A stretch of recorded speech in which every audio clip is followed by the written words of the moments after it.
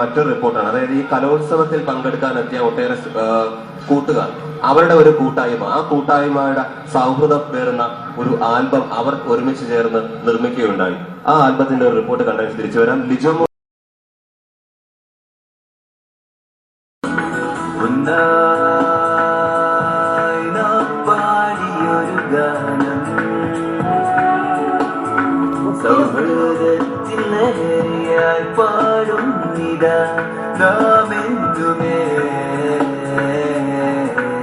പാടും സംസ്ഥാന സ്കൂൾ കലോത്സവത്തിന് എത്തിത്തെളിഞ്ഞപ്പോൾ ഒരു കൊച്ചു സൗഹൃദ കൂട്ടായ്മയുടെ പരിശ്രമത്തിന്റെ കഥ പറയാനുണ്ട് ഈ കലോത്സവ വേദിക്ക്.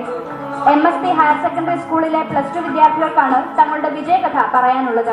റിതം ഓഫ് ഫ്രണ്ട്ഷിപ്പ് എന്ന പേരിൽ ഒരു സംഗീത ആൽബം പുറത്തിറക്കിയിരിക്കുകയാണ് ഈ കുട്ടികൾ. കലാലയ ജീവിതത്തോട് വിട പറഞ്ഞ ചങ്ങാതിക്കൂട്ടത്തിന്റെ കലാലയ സ്മരണകൾ പങ്കുവയ്ക്കുന്നതാണ് ഈ ആൽബം. ഒരു ക്ലാസ് പോലും മുടക്കാതെ 3 മാസത്തെ പരിശ്രമം കൊണ്ടാണ് ഈ ആൽബം പൂർത്തീകരിച്ചിരിക്കുന്നത്. ആൽബത്തിലെ ഗാനങ്ങളുടെ രചനയും സംഗീതവും ആലാപനവും സംവിധാനവും എല്ലാം നിർവഹിച്ചിരിക്കുന്നത് അഹ്സിൻ റസൽ എന്ന കൊച്ചുമിടുക്കനാണ്.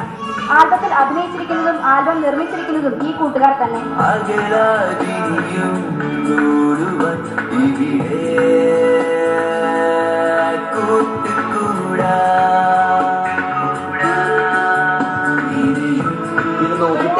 സംഗീത കോളേജിലേക്ക് ഇപ്പോൾ അവസരം ലഭിച്ചിരിക്കുകയാണ് അഹ്സിന്.